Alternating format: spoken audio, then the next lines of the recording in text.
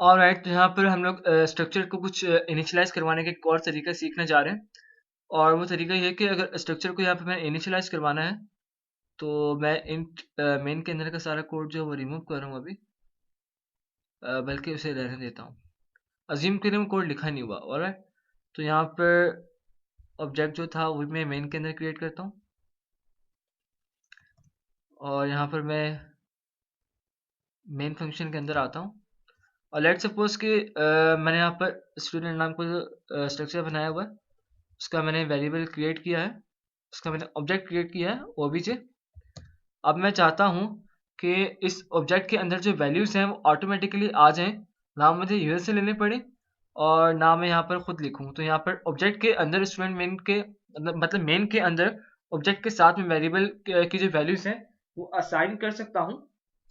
और उसका जो आसान तरीका है वो ये है कि आप पहले जो ऑब्जेक्ट है वो बनाएं। ऑब्जेक्ट बनाने के बाद इसको इक्वल टू में करके पैरेंथेसिस के अंदर आप उसकी वैल्यूज लिख दें। अब यहाँ पे रोल नंबर 3 है, ठीक है, तो अभी इसको सिंपल कंडीशन के साथ देखते हैं। रोल नंबर अब 1 है, अब रोल नंबर मैं लिखता हूँ यहाँ पर 1। अब उसके बाद ग्रेड है, ग्रेड मैंने लिखा ए। उसके बाद मैं लिखता हूँ मार्क्स। उसके चले नेस्टेड को छोड़ देते हैं, अभी नेस्टेड के ऊपर नहीं आते। तो अब मैं अगर यहाँ पर सी आउट करवाऊंगा obj dot roll and obj dot grade, तो यहाँ पर मुझे वैल्यूज आ जानी चाहिए। ऑल राइट, तो जो हमने पहले का कोड लिखा है वो थोड़ी प्रॉब्लम कर रहा है, उससे मैं रिमूव करता हूँ, कमेंट लगाता हूँ बल्कि, और अब मैं इसे रन करता हूँ।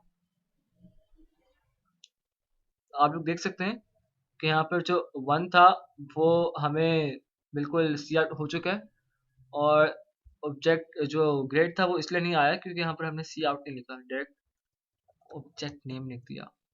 अब आप लोग देखिएगा कि जो इसका आंसर आएगा वो 1A आएगा। आप यहाँ पर तो आपने देखा कि हमने इनिशियलाइज करवाया ऑब्जेक्ट बॉडी के अंदर। तो लेट सपोज आप लोगों ने यहाँ पर अगर 3 रोल नंबर इनपुट करवाने होते, ऑलराइट, मतलब एरे लगी हुई है यहाँ पर फॉर लूप के साथ, तो आप 3 रोल नंबर कैसे करवा सकते थे? तो इसका इजी सोल्यूशन ये था कि आप लोग पहले ब्रैकेट्स लिए, ब्रैकेट्स के अंदर रोल नंबर भी 3 है, तो उसको हमने फिर एक ब्रैकेट कर लिया, और उस ब्रैकेट के अंदर हमने 3 रोल नंबर्स लिखे, और इन 3 रोल नंबर्स के बाहर जब 3 रोल नंबर्स हो गए तो उसके बाद फिर कॉमा किया, कॉमा करने के बाद हम लोग यहाँ पर अपना वो ग्रेड जो है वो यहाँ पर दे सकते हैं, जैसे मैंने आपको अभी यहाँ पर लिख के दिखाया। तो जैसे जैसे हमारा ये इनिशियलाइजेशन आगे जाते जाएंगे डाटा मेंबर के साथ, हम लोग बिल्कुल इसी कंडीशन के साथ इसी रूल्स को फॉलो करते हुए हम लोग इनिशियलाइज करवा सकते हैं डिफरेंट ऑब्जेक्ट्स को। तो अब यहाँ पर एक प्रोग्राम बनाते हैं सिंपल सा, जो कि प्रोग्राम हमारा देखेगा कि वैल्यू कौन सी बड़ी है, और उसके बाद हमें मैक्सिमम मिनिमम वैल्यू देखने के बाद हमें आंसर कर दे देगा। तो मैं इसे रिमूव करता हूँ, और यहाँ पर स्ट्रक्चर का जो नेम है कि स्ट्रक्चर मैं किस नाम से बना रहा हूँ, मैं लिखता हूँ कि maximum.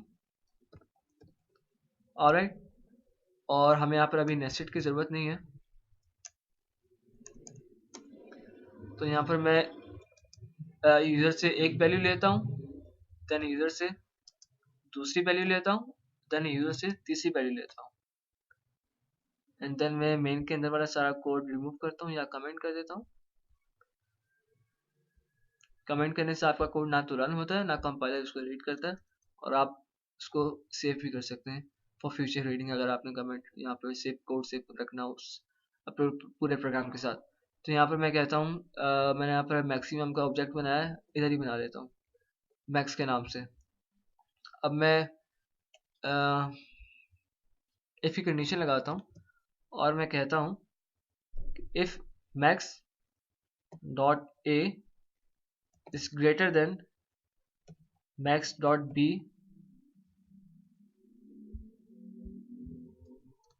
then cout is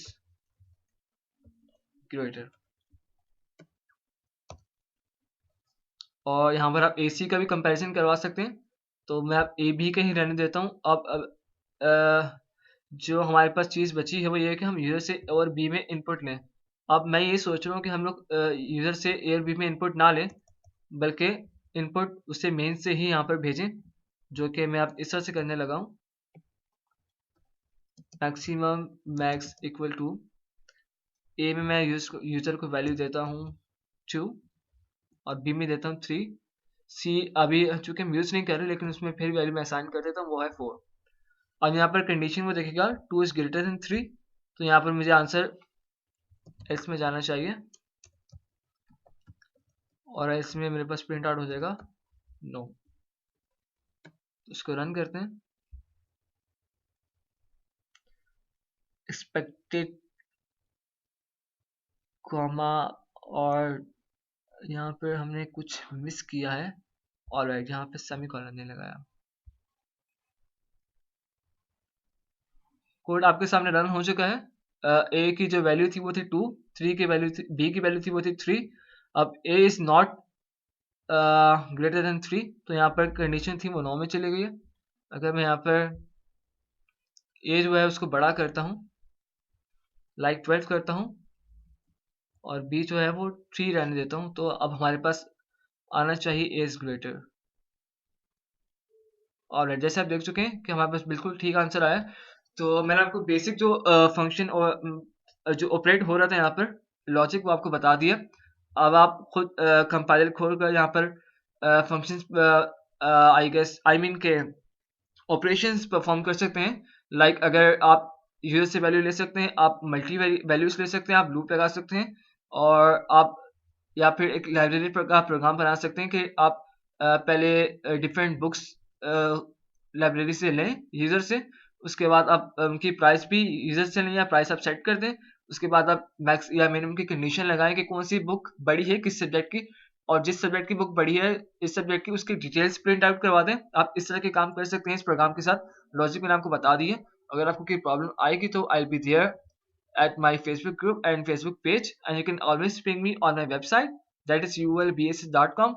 And from the next tutorial we are gonna learn more about structure, so stay tuned.